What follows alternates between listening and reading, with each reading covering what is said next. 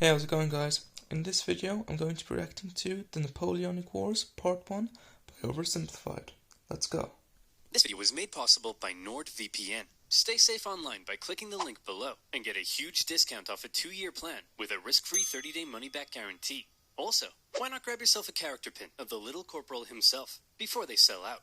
And big shout out to the patrons. Head on over to learn about benefits such as Discord access and maybe even a little behind-the-scenes content. Okay, Mrs. Bonaparte, this is it. One last push, and we're done. Congratulations, it's a general. Oh, and here comes the rest of the army now. Did you just say the rest of the army? So it's the French national anthem.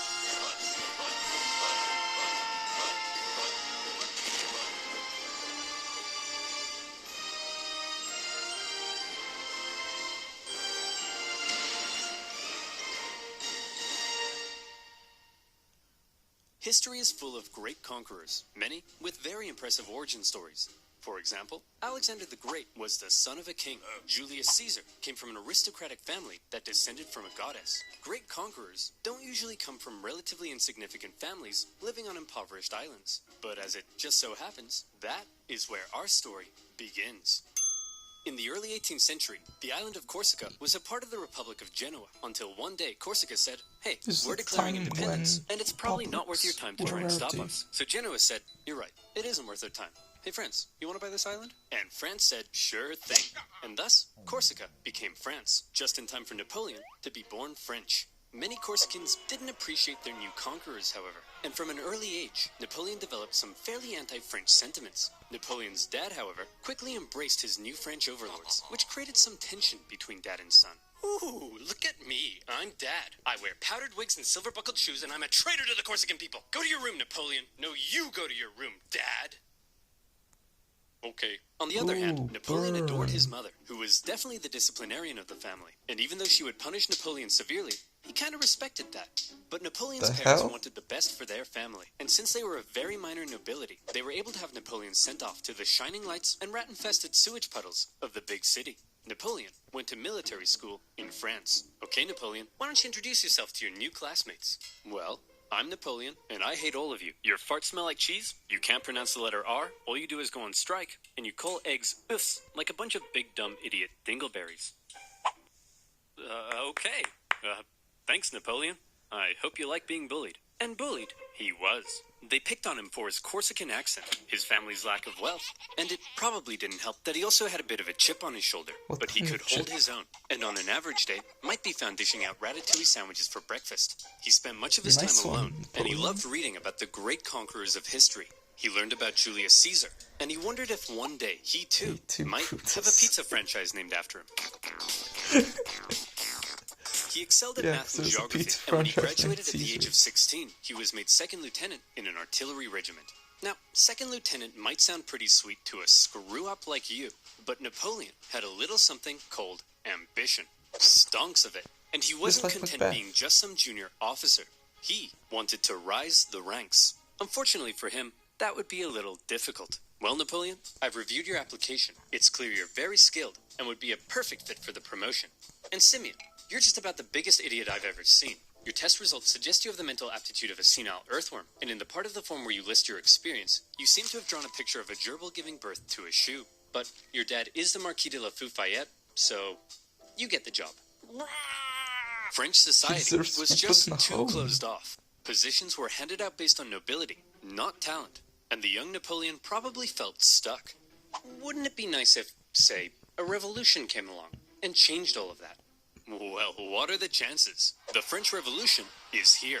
Bastille toppling, head chopping, king popping. The revolution promised to do away with the old social hierarchy and make everyone a little more equal. Napoleon may not have cared much for the violent mobs, but if it meant he could rise the ranks, he was in. He began fighting to defend the revolution. He put down a British-sponsored counter-revolution in Toulon and got promoted. He put down a royalist uprising in Paris and got promoted. And as his military prowess became more recognized, he was even given his very own army. It was astonishing progress for such a young man of humble origins, and Napoleon's wildest dreams were coming true. Look at those anime But Napoleon also eyes. believed he could increase his social status if he married an older rich lady. And so around this time, Napoleon went on the prowl. However, if some sources are to be believed, he was a verified creep. He reportedly had terrible luck with women, and most wanted nothing to do with him. Fortunately, he eventually met Josephine, an aging single mother who was deeply in debt and needed stability, so she agreed to marry him despite finding him intensely disgusting. Napoleon, you dirty dog, you've done it. Unbeknownst to Nice Napoleon, job, however, player. Josephine had a bit of a promiscuous reputation. Hey Napoleon, I hear you're marrying Josephine. Boy, she sure is a great kisser. That's right. Hey, wait, what do you mean she's a great kisser? Hey Hugo, you hear Napoleon's marrying Josephine? Wow, she sure is a great kisser. Now hang on just a minute. Hey everyone, Napoleon's marrying Josephine. Oh yeah, she sure is a great kisser. Real good at kissing. Wow, I'm pretty sure I kissed her just yesterday. For goodness sake, is there anyone here who hasn't kissed my wife? Yeah, you. Ooh, savage. As Napoleon fell madly in love with his new wife, she fell madly in love with a man named Hippolyte. It wouldn't be long, however, before Napoleon would leave home and go to war, because while France was having its revolution, tensions in Europe were rising. Hey Austria, you'll never guess what we just did. What's that, France? I got 2 words for you. Revolution. That's We just totally one. just socked it to our monarchy. What? Dude, the rest of us are monarchies. You've just totally threatened the balance of power in Europe. Now we have to worry about our stinky peasants rising up against us. I mean, holy hell, your queen is... Okay, France, this is pretty awkward. And the rest of Europe is probably itching to give you a wedgie. But you're not ready for a war yet. So you gotta be cool, man. It's absolutely crucial that you say something to defuse the situation right now. Preposterous! I declare war. Sacre bleu! So France ended up at war Probably with shouldn't have basically done the that. rest of Europe, and the War of the First Coalition began. At first, France struggled, but then they started to do surprisingly well, and in many conquered territories, they began to establish sister republics, exporting their revolutionary ideas across Europe. In 1796, they planned a 3-pronged attack to take Vienna and knock Austria out of the war, with 2 magnificent armies in the north to kick ass, and Napoleon in the south as a bit of a diversion. For the first time, Napoleon would lead a military campaign. This was his chance to prove himself, to be somebody. And what a general he proved to be. The army he was given were demoralized, lacking equipment, and underpaid. But Napoleon galvanized them with inspirational speeches, and he took them into Italy. He was outnumbered, and his campaign was partially meant to be a sideshow, but he made it the main show. While the 2 northern armies were being held back, Napoleon made staggering progress. In a signature Napoleon move, he masterfully split his enemies into 2 and took them on separately, knocking Sardinia out of the war and putting the Austrians on the run. At the famous Battle of Lodi, he was in the fray, aiming the cannons himself, getting covered in mud, and earning the total respect of his men. They respected him so much that when he ordered an almost suicidal assault on the only bridge in town, his men threw themselves at it and took it despite fierce Austrian resistance. For Napoleon, it was all he needed to confirm that he was the greatest human who had ever existed. Wow, Napoleon, you're pretty great at this military stuff. Just be careful your head doesn't get too big. What did you just say to me, you little prick? And as Napoleon swept through northern Italy, the Italians cheered his arrival. Yes, I'm here to liberate you from your cruel Austrian oppressors. And replace them with French ones. Napoleon Just plundered like as with he went, America. sending riches back to France to help its economy, but also paying his men the first real money they'd seen in years. The Pope had been supporting the Austrians, so Napoleon briefly went to go give him a slap. And as he began to approach Vienna, the exhausted Austrians were forced to make peace, with Napoleon overseeing negotiations himself. He had just single-handedly knocked Austria out of the war.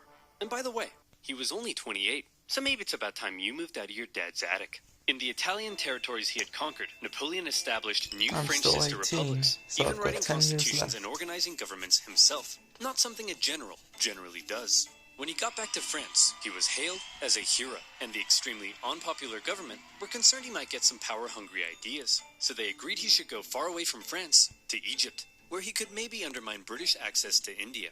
Napoleon was eager to win more glory, so he brought with him a team of scholars, and he was like, whoa, it's a freaky man-cat.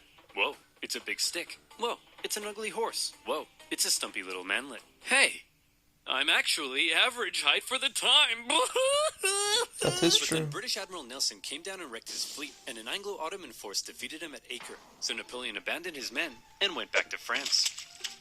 His campaign in Egypt hadn't gone quite as planned. But one thing you should know about Napoleon was that he was a skilled propagandist. He published his own newspapers that sometimes exaggerated his achievements, and even commissioned paintings that generally made him look cool. So when he returned to Paris, he was yet again hailed as a hero, and he began to get some power-hungry ideas. First, however, he had a bit of a problem to deal with. See, he had learned something shocking about his dear wife. Really, Josephine? This guy?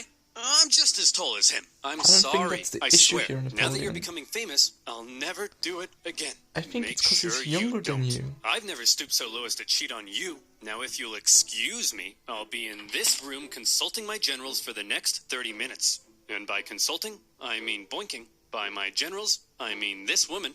And by 30 minutes, I mean 2 seconds. Napoleon, my man. Do you have erectile dysfunction? With the winner of the Which Travel Brand of the Year award. This woman, and by 30 minutes, I mean 2 seconds. Having dealt with his wife, Napoleon was then approached by a very influential politician who said he had an idea. He wanted to stage a coup against the deeply unpopular government and needed the extremely popular Napoleon's help. And Napoleon thought that was just the darn tootinest idea. The plan was to trap the government and convince them to voluntarily give up their power. And here's how they did it. Hey guys, oh my gosh, quick! There's a dangerous Jacobin plot to overthrow you, which we definitely aren't just making up. Better get inside this cage so we can protect you. Okay.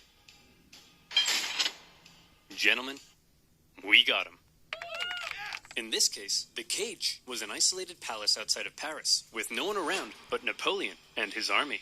With the government inside, Napoleon then entered, and a pretty chaotic event ensued, during which the government didn't seem entirely sure what was going on, Napoleon's men didn't seem entirely sure what was going on, and Napoleon himself didn't seem entirely sure what was going on. But thankfully, Napoleon's brother Lucien, president of the lower house, managed to regain control, and the remaining councilmen were intimidated into creating a new constitution. And thus, a new government was formed, this time with 3 consuls in charge. But after Napoleon did some rewriting, in the end, there was really only one man in charge. The first consul, him. And over the next few years, he worked to consolidate even more power, and essentially became a dictator in total control of France. And by the way, he was only 30, so maybe it's about time you washed your disgusting bedsheets. France was now ruled by possibly the greatest military leader of the time. Possibly the greatest? Or definitely? Well, now is his chance to prove it. See, back when Napoleon was still in Egypt, being Indiana Jones. Back home, France was in France, being France.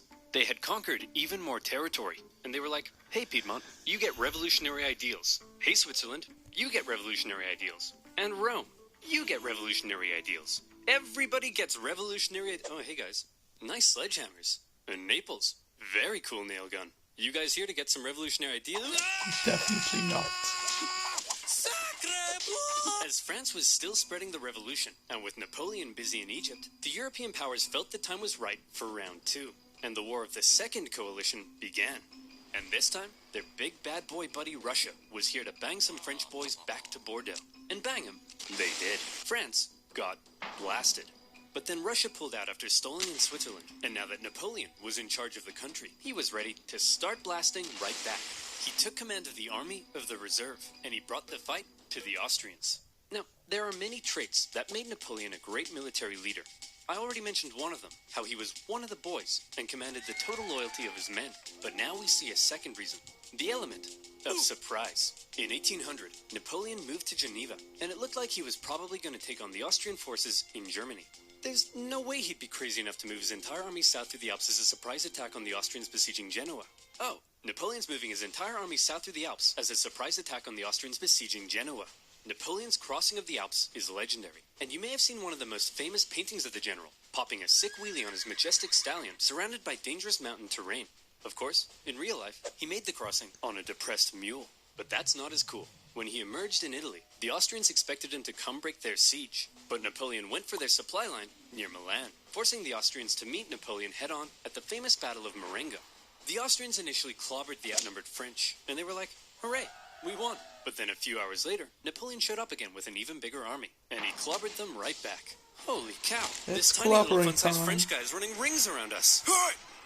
I'm average height for the time, you jerk! Then, I after like how General he's Moreau's victory at fixating on that. Hohenlinden, Vienna was exposed, and the Austrians again sued for peace. Just like the War of the First Coalition, the Second Coalition ended in another French victory. But in many ways, they both felt more like Napoleon victories. Only the UK remained at war with Napoleon, and they were using their powerful navy to blockade French ports and were even seizing the cargoes of neutral ships. Obviously, everyone else got pretty pissed off that the British were interfering with their trade, so in response, they formed a league, and they embargoed the UK right back. Neutral countries protecting their own interests? That's offensive. So That's Britain Robert went to Walpole. Copenhagen and blew a bunch of stuff up, and First the league Prime disbanded. Minister. But because the UK's economy was pretty bust, they decided to sign a treaty with France in 1802. For the first time in a long time, Europe was at peace. Congratulations, sire. You've achieved peace. Yes, Pierre, but not for long. I still don't trust those dirty Brits. Did you hear they've been calling me the bony man? What does that even mean? Keep an eye on them, would you? I can't, sire. Why not?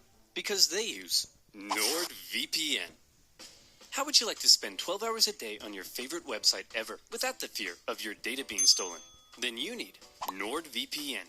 NordVPN has thousands of secure servers in 59 countries, allowing you to safely surf the net at the fastest possible speed, while staying away from online threats thanks to the anti-malware tool, CyberSec. NordVPN comes with a 30-day money-back guarantee, and now you can take advantage of their new password manager, NordPass, and new encrypted cloud storage solution, NordLocker. NordVPN lets you search for better deals in other territories and unlock content not available in your country, like some oversimplified videos, for example. It's incredibly easy to use. With just a click of a button, you can head up to Canada and watch some sweet Canadian TV, just like that. Go to nordvpn.com/oversimplified to get a 2-year plan plus 1 additional month with a huge discount. That's nordvpn.com/oversimplified. And as always, you'll be supporting my channel. So thank you. Now where were we? Oh yeah. Crossing the Alps, defeating the Austrians, and Europe at peace. What a meteoric rise it had been for the young Corsican. He had just taken charge of a nation that appeared to be losing a war and turned it all around, securing French gains in Europe. But there was now a big question. You see, throughout the chaotic French Revolution, French governments had struggled to keep the economy afloat. They often didn't have a whole lot of support, and they frequently came and went. Would Napoleon finally be the man who could stick around? Military victories were one thing, but could the general also govern? Spoiler alert. Yes. The economy's crumbling? Well, then why don't you have yourself a new national bank, currency reform, and improved taxation and welfare systems? The legal system is an incoherent mess? Well, then why don't we nicely wrap all those civil laws up into one new centralized legal code? Corrupt government officials? Throw them in the trash. Bad infrastructure? Throw it in the trash. Women's rights? Throw them in the trash. Wait, what? Really? Well, yeah, unfortunately, while Napoleon was building on the equality of the revolution, he also largely scaled back rights for certain groups, and husbands had full legal control over their wives. I bet they like that. Ladies, maybe let men have a slice of the pie for once, okay? Napoleon further reformed education, ensuring a system based on individual ability, meaning now Simeon had to compete with everyone else, and Napoleon could get the cream of the crop to help him run the republic. But he wasn't just building on the ideas of the revolution. The revolution had led to a lot of chaos, and Napoleon needed stability. So he rolled back a couple things, most notably with religion.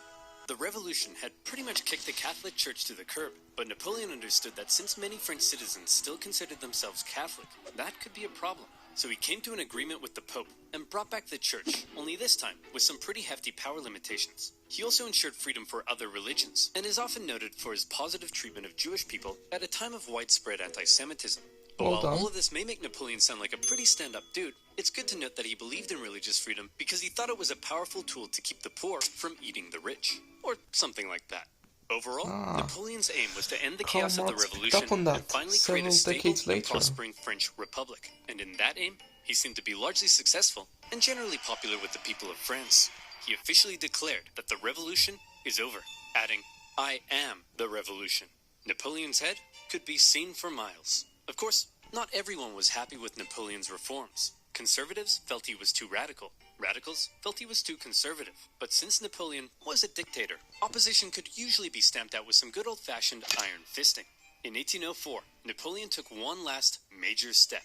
After some failed attempts were made to assassinate him, he wanted to strengthen his position and ensure his dynasty could live on after him. and so he decided being first consul for life simply wasn't quite enough. He decided he should become emperor. He held a vote, asking the French people if they were cool with the idea, and they returned a definitely not rigged 99.9% in favor. The ball's on this man. And so on the 2nd of December, 1804, in an elaborate ceremony at Notre Dame, Napoleon was made emperor. The Pope was even invited to attend, and normally he would crown an emperor. But to make sure everyone knew this wasn't some Charlemagne-style circular power division, Napoleon lifted the crown and placed it on his own head. Like I said, the ball's on this man. He was now Emperor of the French. Well, Napoleon, you were a general. Then you became first consul for life, and now you're an emperor. Is it enough yet?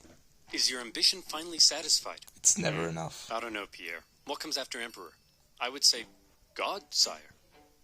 You want to be a god? Yes. Look how quickly he Put replied. it down under maybe. Okay, everyone. What the hell is going on? This Corsican guy showed up out of nowhere, and he's kicking our ass. He's exporting the ideas of the French Revolution wherever he goes. And he just declared himself King of Italy and Emperor. He can't do that. I'm the Emperor. Oh, hey, fellow monarchs. I see you're having a monarch party. My invite must have got lost in the mail. I'll just set up a spot right here. Wow. You don't belong here, Napoleon. We're coming to take you down. I'd like to see you try. Oh, I'm so scared I just pooed my pants. Hey, everyone. I just pooed my pants.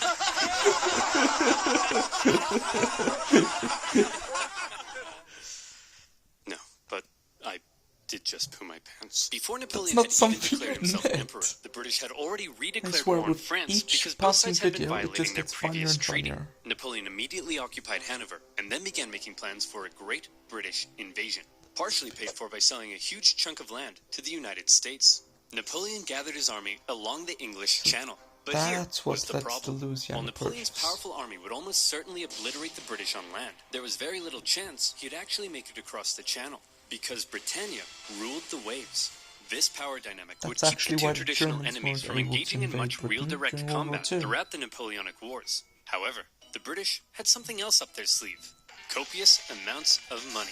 They were willing to throw cash at anyone who would go to war against Napoleon, and there were plenty of takers. Austria, Russia, Naples, and Sweden, hoping to put Napoleon's France back in its place, formed the Third Coalition against France. The coalition forces probably thought that this time they stood a chance. They weren't prepared for the total humiliation they were about to suffer. The War of the Third Coalition was Napoleon at his best. We've already learned two ways in which Napoleon was a great military commander. But here comes one of the biggest reasons: speed. He had reorganized his army into corps, which were themselves, basically, small armies. Each had their own infantry, cavalry, and artillery, and as a result, was able to act more independently. They spread out through the countryside, and by living off the land, rather than relying on heavy supply trains, they were able to move extremely quickly. Napoleon would traverse massive distances, outmaneuver his enemies, isolate them, and then move in for the kill, before they even knew what was going on. Lightning warfare leading to total destruction. Would you like to see him do it? Here we go. Part of the coalition's plan was for the Russians to meet up with the Austrians and take on Napoleon together. Combined, they could turn the tide against him, so Napoleon needed to stop them from ever meeting. But he's all the way over in Boulogne. No problem. In a matter of weeks, Napoleon marched 200,000 men, in secret, encircling Austrian General Mack and capturing his entire army. A devastating blow. Napoleon later remarked, "I have destroyed the Austrian army by simply marching." Next, he turned to face the approaching Russians. Marching? It looks like the French are coming for us. But check this out. I've got an amazing idea. When they approach, we run away. Sir? Oh my god, that's You're a genius. The Russians began Why to didn't you retreat think of with that Napoleon before? giving chase. And since his tactics relied on quick victories, this could be a problem. Especially because the longer the war went on, the more likely it looked other countries may join the coalition against him. But Napoleon knew the Russian Tsar, Alexander I, was young and seeking glory. So he came up with an idea to lure Younger him than in. him? He sent him a message. What does it say? Because Napoleon's it still says, pretty young "Hello, at this stage. I'm just a little baby boy, and I'm very scared." Are you talking like that, or is he? He is, sir. Why is he doing that? I don't know, but it's very Poop. cute, helpless, and vulnerable. A little baby boy, eh? Very scared, eh? Cute, eh? Boris, get my crossbow. We're going hunting. The Allied forces turned to face Yes, Napoleon, sir. who they now believed was in a vulnerable position.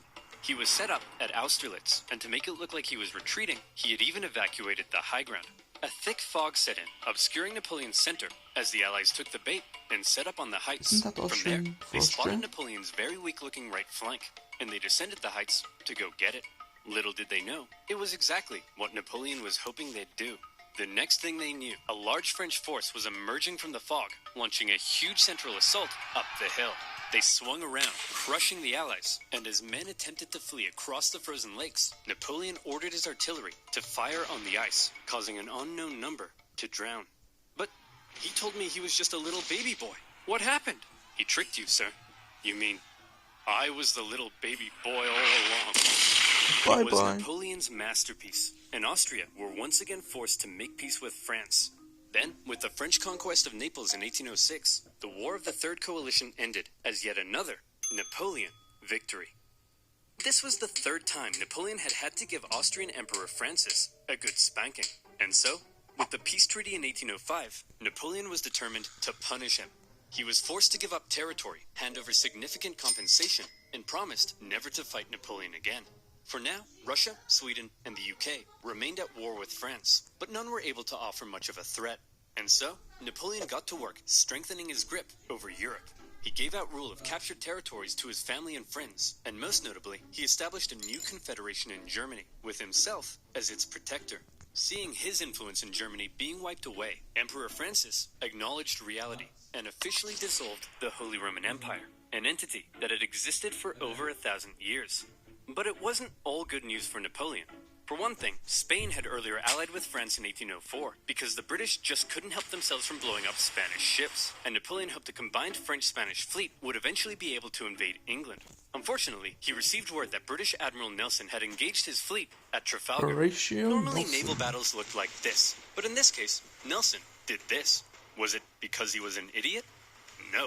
It's because he was a a genius. maverick. He successfully punched through the Franco-Spanish line and unleashed hell. His victory ensured British control of the sea, and his death during the battle made him a legend. Napoleon's hopes for a future British invasion were gone. But not just that.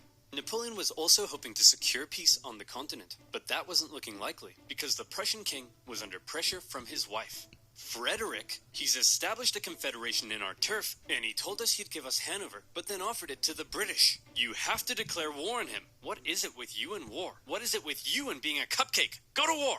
Okay. In October 1806, Prussia, with its famed military tradition, joined the coalition and declared war, beginning the War of the Fourth Coalition. Unfortunately, Prussian King Frederick William III wasn't the smartest tool in the shed.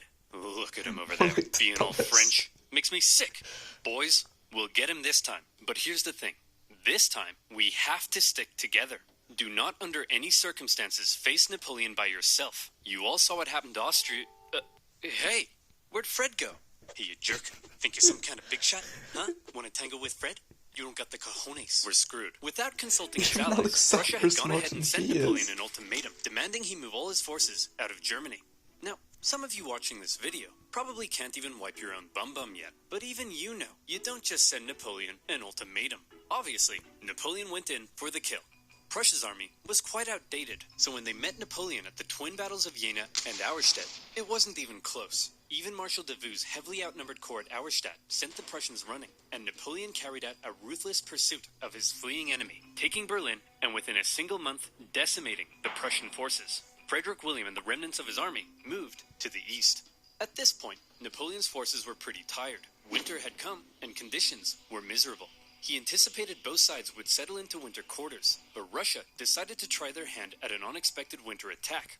A series of brutal battles followed that took a heavy toll on both sides, including the vicious Battle of Eylau, fought in blizzard conditions. Men froze to death, and many deserted. The Russian artillery tore the French to shreds, and Napoleon himself was momentarily under risk of being captured. In the end, the French army was saved thanks to a legendary cavalry charge by Napoleon's flamboyant cavalry commander, Murat.